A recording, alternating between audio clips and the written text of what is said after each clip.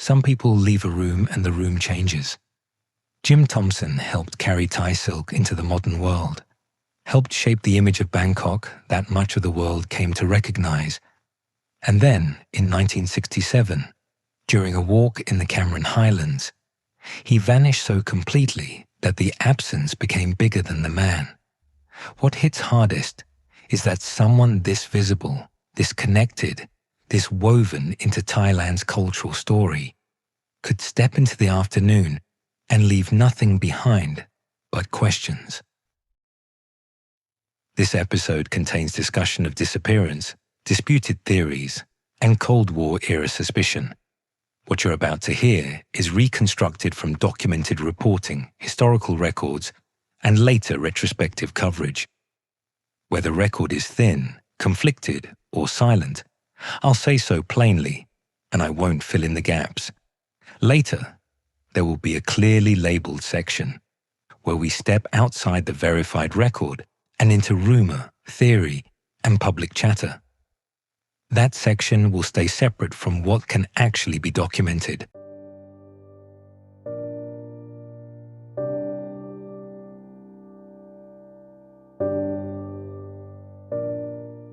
Before Jim Thompson became a mystery, he was a man who kept rebuilding himself. He was born in 1906 into a wealthy Delaware family, studied at Princeton, trained in architecture, worked in New York, then went into wartime intelligence with the OSS. By the end of World War II, that path had carried him to Bangkok. And that matters, because the version of Jim the world remembers was not born there. He was made there. Bangkok seems to have hit him in the way certain places hit you only once. After leaving military service, he chose to stay. He did not treat Thailand like a stopover or an assignment. He stayed, looked closely, and paid attention. That's the first human thing to hold on to here. Before the house, before the silk, before the mystery, there was a man who saw something in this place and decided his life would be different because of it. What he saw was silk, not as a souvenir, not as something quaint, as something alive, exacting, undervalued, and capable of carrying a whole tradition into the modern world, if someone knew how to frame it. He recognized the international potential of Thai silk and founded the Thai Silk Company in 1950. Strip away the polished legacy language, and what remains is simple. He saw beauty, he understood markets, and he knew those two things did not have to live apart. And the story gets better when you step closer to the canal, because Thai silk did not come out of an idea. It came out of hands. It came out of Ban Krua, the old Cham Muslim weaving community along the Sean Sep Canal in Bangkok. Later recollections from that community describe Thompson moving through the work closely, knowing exactly what kind of cloth he wanted, designing patterns, sending orders house by house. Those are retrospective memories, not contemporaneous field notes, so they have to be treated with care, but they still give you something real, not the myth of a lone genius, but the picture of a restless man moving through a working community, listening, choosing, pushing, building. And the relationship changed lives on both sides. Later reporting says the scale of Thompson's orders raised the status of Ban Krua weavers and improved material life in the community. The numbers used in those retrospective accounts are large enough to tell you the basic truth, even if every detail can't be perfectly pinned down now. This was not one artisan making one beautiful bolt of silk for one wealthy foreigner. This was a network, a rhythm, a neighborhood industry suddenly connected to the world beyond the canal. That is one reason the surviving photographs matter. In them, he is not yet a legend. He is at the canal, inspecting silk. He is in the house, holding fabric as if the cloth itself is part of the conversation. Those images do something useful. They take him off the pedestal. They remind you that before he became a disappearance, He was a man standing in the heat, handling cloth with his own hands, making choices, refining taste, trying to turn vision into something people could actually live with, wear, and remember. By the late 1950s, he had built the setting that would become inseparable from his name. He reassembled old Thai houses on property across from the weaving community and filled them with paintings, sculpture, porcelain, and the other objects he had been collecting for years. It was not just a residence. It was a statement about taste, preservation, and the way he wanted Thailand to be seen. Maybe also the way he wanted to be seen inside Thailand. And still, it did not feel cold. The house was elegant, but it was also social. He entertained constantly. Visitors came through. Conversations kept moving. The place became a crossroads where silk, art, hospitality, and Bangkok itself all seemed to meet in one place by the water. He was no longer just an American businessman living abroad. By the early 1960s, he had become one of those rare foreigners who get folded into a country's modern cultural story. He was recognized for his contribution to Thai silk. He had become part of the image of modern Thailand itself.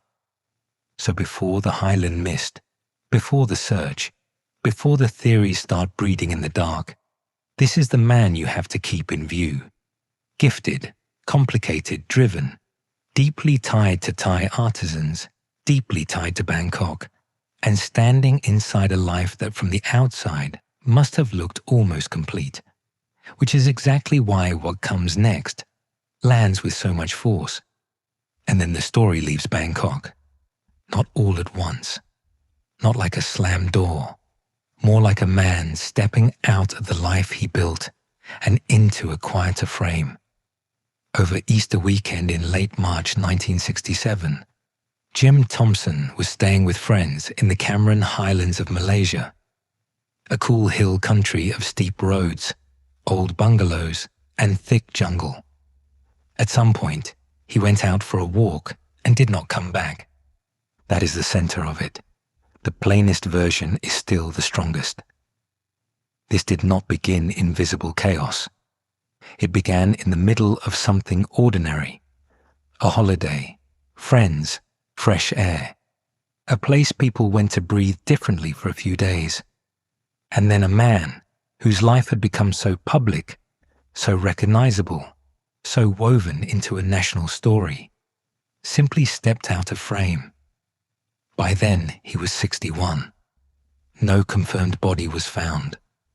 No witness ever settled the question of what happened. No single explanation ever carried the weight of proof.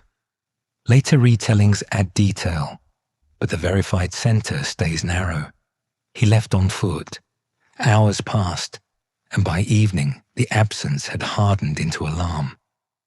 What followed was not a solved crime, and not a tidy investigation leading toward arrest.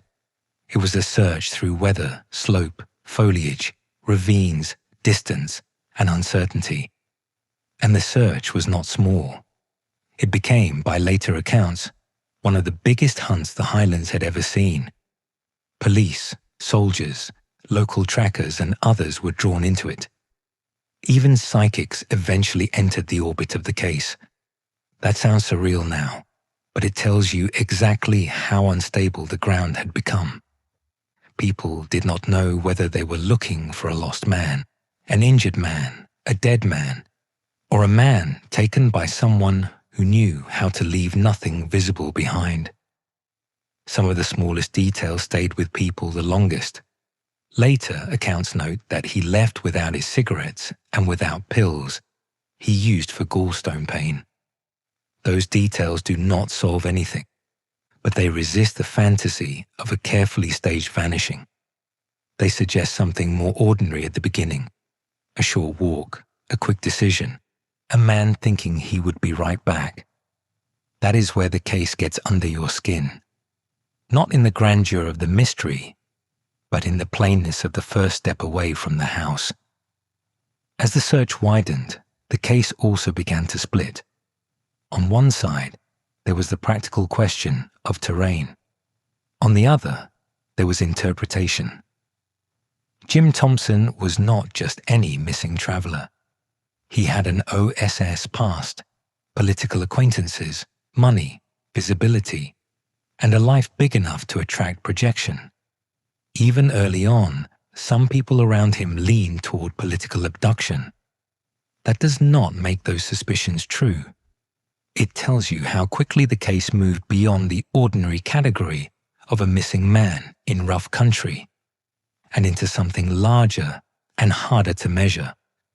Years later, when people revisited the search itself, one of the most useful lines of analysis came from treating the case as a search and rescue problem instead of just a legend. That later analysis argued that the search was massive, but not necessarily exhaustive in the way memory later wanted it to be. In other words, the size of the operation did not guarantee coverage of every relevant stretch of terrain.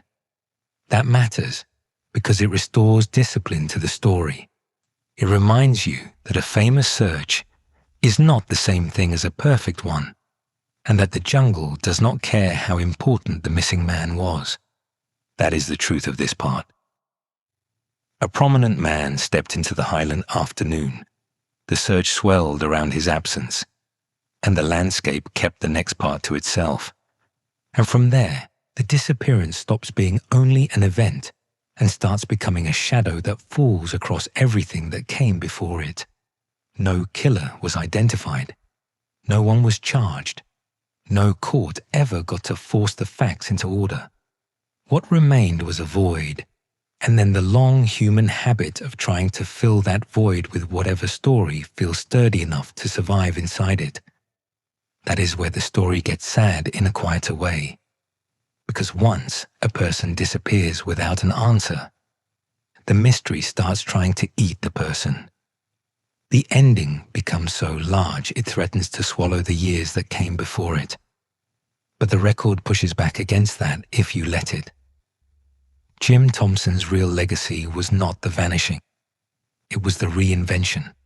A frustrated American architect who found his real life in Thailand, helped carry Thai silk into global view, built a house that became part of Bangkok's cultural memory, and spent himself into that vision almost to the end. There was also the more formal aftermath, the kind that arrives when hope has thinned and paperwork begins doing the work grief cannot finish. He was declared legally dead 7 years after he disappeared. His estate passed to his nephew, Henry B. Thompson III, who honored Jim's wish to keep the art collection in Thailand by donating the house and antiques to the James H. W. Thompson Foundation. By 1975, the property was legally vested in that foundation, and the house and collection had been registered as a national museum. That is one of the strongest details in the whole story, because it shows that even without an answer to the disappearance, there was a clear decision about what should survive him. So the house did not become a mausoleum. It became a living part of Thai cultural life. Not just a preserved home, but a place carrying art, memory, design, and the broader work of cultural conservation. What he built outlived the mystery, even if the mystery never loosened its grip. And that is part of why the case never cooled in the usual way. Jim Thompson was not forgotten, which meant the disappearance could not settle quietly into the archive like an ordinary unresolved file. He had become too visible, too symbolic, too entangled with the story Thailand tells about art, silk, refinement, and modern identity. Thailand kept the house. Thailand kept the silk story. Thailand kept the name. And the unanswered part remained attached to all of it. So what you are left with here is not resolution. It is tension. A life that still feels vivid. An ending that still refuses to close. A legacy preserved in wood, silk, and art on one side, and an empty stretch of Highland silence on the other. For a moment, We have to step outside the verified record and into the mist. This next part is built from rumor, retrospective theory, documentary claims, public chatter, and the very human urge to force shape onto an absence. None of it carries the weight of the documented timeline. That distinction matters here more than usual. The oldest and most durable theory is the Cold War one. He had an OSS past, moved in political circles, and disappeared at a time when Southeast Asia was already thick with fear, ideology, and unfinished war. Even in 1967, some of Thompson's friends leaned toward the idea of political abduction, imagining he may have been taken by communists for some larger purpose, even if they could not clearly say what that purpose was. That theory survives because it fits the silhouette of the man. Intelligence background, elite contacts, a region built on unstable loyalties. It sounds cinematic, which is exactly why it needs to stay here, in the fog. Then there is the theory that got fresh life in 2017, when a documentary argued he was killed by members of the Communist Party of Malaya after trying to make contact in the Highlands. That version caught attention because it offered what mysteries always attract people with: a named enemy, a geopolitical motive, and the relief of something that feels like closure. But the problem is the same one that shadows so many late-arriving answers. The claims lean heavily on second-hand recollections and still leave major questions unanswered. So that theory may be discussed, but it cannot be treated as settled fact. A quieter theory has always lived beside it, and in some ways it is the one people resist most because it gives them less drama. He got lost. He slipped, fell, was injured, died in terrain that was harder to search than later memory allowed, and was simply never found. The later search analysis gives that theory more support than people sometimes want to admit, not because it proves accident, but because it keeps accident fully on the table. Then there are the human hand theories that sit somewhere between politics and misadventure. Robbery, a local encounter that turned violent, a business enemy, someone who saw a man walking alone and made sure the jungle swallowed the evidence. These ideas survive because the disappearance feels too clean to some people, and because success always makes it easy for later imaginations to invent resentment. There is also the voluntary disappearance theory, and you can feel why people like it. Former intelligence man, worldly, self-invented, maybe tired, maybe privately strained in ways the public legend concealed, maybe capable of slipping the frame and starting again somewhere else. It is elegant in that almost literary way old mysteries sometimes tempt people toward. But elegance is not evidence. And the known details of his departure make that version feel more romantic than solid. Then you get the darker fringe, the part every old mystery seems to grow if you leave it alone long enough. Animal attack, local burial, secret transport, intelligence cleanup, even attempts to connect his disappearance to the later killing of his sister in the United States. That last one has emotional pull because it feels too cruel to be coincidence. But emotional symmetry is not proof, and that distinction matters. So this is where the mist has to end. The political theories survive because they fit the era. The accident theory survives because it fits the terrain. The human hand theories survive because absence invites invention.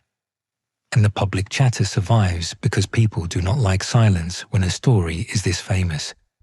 But once you step back onto firmer ground, all you can honestly say is that the case keeps attracting explanations, because none of the old ones has ever proved strong enough to put the others to sleep. And maybe that is the part that stays with me most.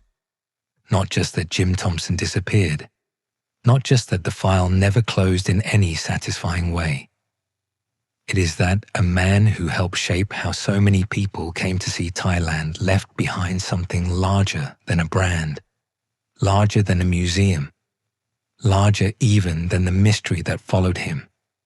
He left color, craft, rooms filled with care, a bridge between worlds that still stands. There are cases where the ending gives you something to hold, a body, a confession, a verdict. This is not one of those cases. This one leaves you with a walk, a silence, and a name that never stopped echoing across Bangkok, across Thailand, across the Highlands where he was last seen.